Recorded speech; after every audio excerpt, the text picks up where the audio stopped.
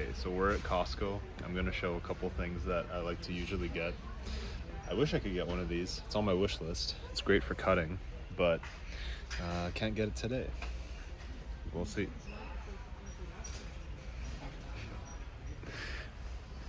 This is the main attraction, just the turkey. I usually get the turkey and the ground beef, but just for the cut, turkey will do well.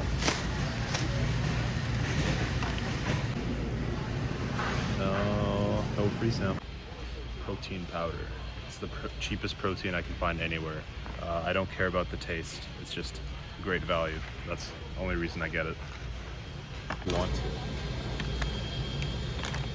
No. It's not enough carbs. Need more carbs on the way to the gym.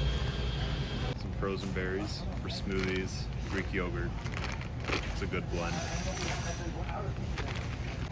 Just some Celsius. The taste isn't the greatest, but they're cheap. This is great for cravings and looks maxing. No, stay far away from these. Little cookie on the way to the gym. You say? Creatine gummies are stupid. Adult multivitamin. It's the only supplement I'm running short on right now. Hey guys, that was the Costco trip. Time for some shoulders and arms. All right, so shoulders and arms. I'll start out by just saying that this is not the gym I usually go to. I usually go to my university's gym, but I was able to get a pretty cheap day pass at this place. So some of the equipment will be different. Some of it I actually prefer more than the stuff I'm used to, but we'll go one by one. And next shoulder and arm day will be at the usual place I go to. So to start off my shoulder and arm day, I'll usually start with a overhead press variation. In this case, I tested out this Prime shoulder press machine, and honestly, a lot of the Prime pressing machines, so their chest press, their incline press, I'm not a big fan of, as well as for this one. I kept the resistance in the middle, just didn't want to mess with it. I did 2 sets of, I believe around 6 reps. It felt okay as an opener. I got it out of the way, but the next shoulder exercise will be much better. Next, I'll move to a preacher curl variation, which is my favorite bicep exercise. In this case, it was this machine with a pretty even resistance profile. I like to go as far down as the machine allows, getting a full stretch. I don't think it's dangerous if you train in that range of motion and build up the weight slowly. Yeah, it was pretty good. I don't mind a bit of shoulder flexion as long as it's allowing you to squeeze the bicep and really focus on it, especially on the way down. As long as there's not that momentum coming out of the bottom, I think it's okay. And this one was all right. Next, I have a single arm tricep extension on the cable.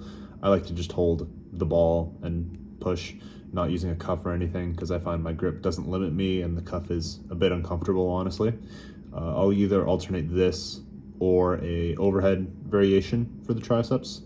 And for the use of momentum, which I'm fine using a bit of momentum, might be a bit harder to standardize depending on how experienced you are with it.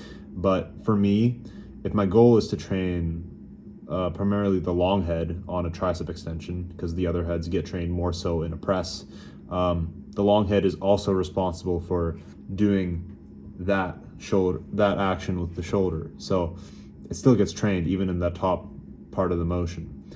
And with this way, I find I can get a couple more partials at the end if I want, and it just feels better in the triceps overall. So I prefer it. That's how I do it. Next, I have these cable hammer curls. Now, the way I like to think of this session overall is that I have shoulders, biceps, triceps, one forearm, this forearm exercise, and then again, shoulders, biceps, triceps. The order within those 3 can be changed a bit. Like if I want to do triceps before biceps sometimes to give priority. In the long term, that's something that can be changed. But I have this forearm exercise for the brachialis just to kind of split that up and give the biceps a bit of rest. There might be a bit of biceps on this, but not much. But yeah, I really like this movement. I find that it feels very smooth if you do it right. And especially at the top and squeezing it, that just leads to an insane pump, probably the best pump I get on any exercise. Yeah, these have been my staple hammer curl variation for a long time. Can't remember the last time I did dumbbell hammer curls, seriously. Yeah. Now this standing lateral raise machine made by Atlantis, I believe, by far my favorite lateral raise machine I've ever used. Might be one of the favorite machines I've ever used, honestly. It's just the mind muscle connection I can get with my shoulders on this is ridiculous. And I feel like I can really isolate it without involving my traps at all. So I love this. I had to do 3 sets for this just because I don't have access to a machine like this unless I go back home. I would usually stick with a JM press for my tricep pressing movement, but this gym had a tricep dip machine, so I thought I'd try it out. It ended up not being the greatest, just the way that the pads were set up and the way I had to brace and the range of motion. It wasn't the greatest, but also in different circumstances like this, I'm okay with experimenting on a couple things as long as the movement is similar enough. Like the Smith machines, the weight is never going to be comparable 1-to-1. I still could have done it. Plus, Smith machines, some have a tilted bar path, some have a straight bar path. This gym had the straight bar path, and I'm not used to that, so that would have also felt slightly different. And I thought, might as well try the dips. And the last bicep exercise I did was this standing cable curl with the straight bar. I'm still having a tough time finding like a really good second bicep exercise besides the preacher curls. I mainly use the preacher curls to actually gauge my bicep progression because the form is much more standardizable. For these, I just do it partially for fun. I just push myself and see it feels good. So it's a bit of extra bicep stimulus. And my biceps aren't particularly a weak point that I'm trying to bring up right now, so I'm okay with having these as is right now. And I did this set of finger curls behind the back with the cable. This is the movement I usually do for forearms, for like the forearm flexors. Yeah.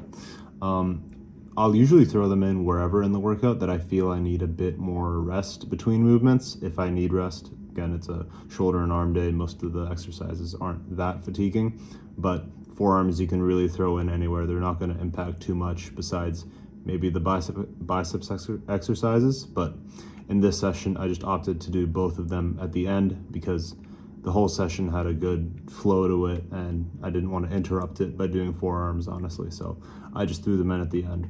But 2 sets for each, just like the other movements.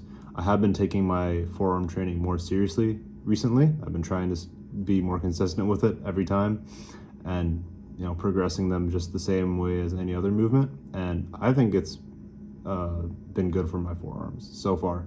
And I'll stick with these 2 main movements for now. I just love the cable setup on them. Not using dumbbells, those never felt too great, but the cables are great for me.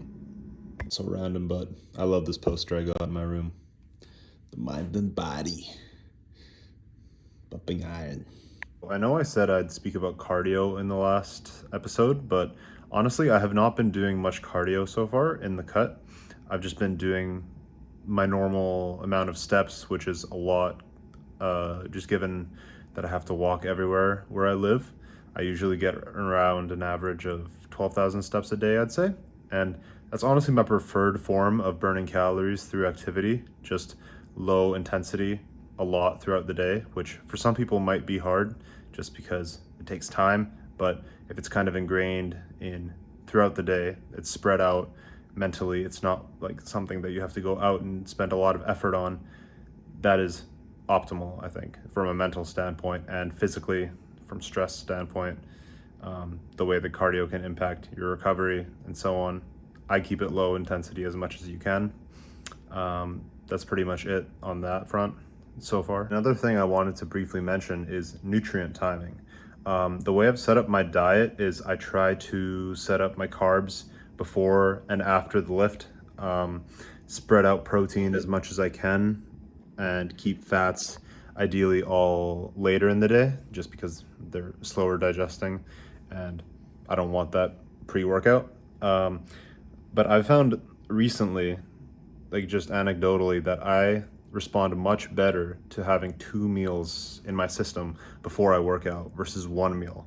Like even if I wake up, I have a meal, I go to class for an hour or two, and then I hit a session, it seems like, that's enough time for the meal to digest and give me some energy.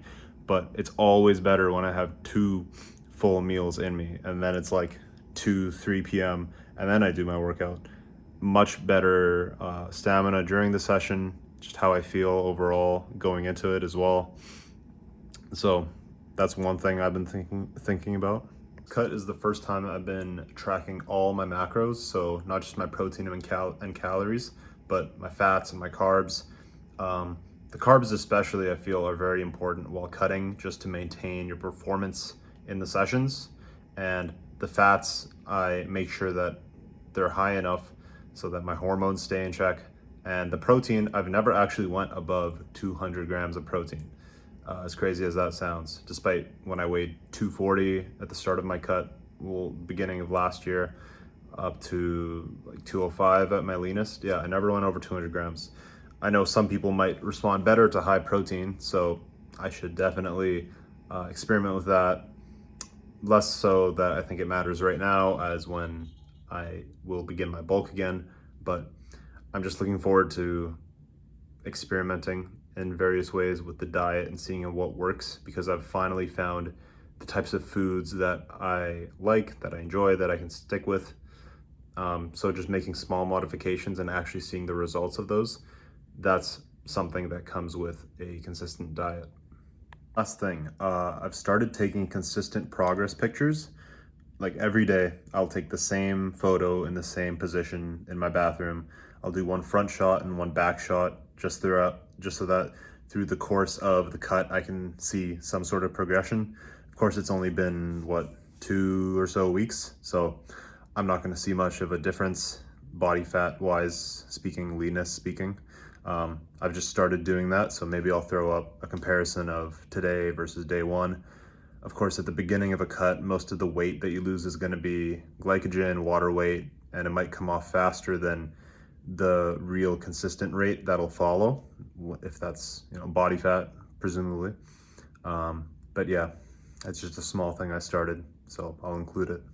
So yeah, hope you guys enjoyed. If you got anything out of it, leave a comment, let me know your thoughts. Next will be a leg day, so see you then. And yeah, whatever I choose to talk about, whatever's on my mind on that day, that's what I'll include.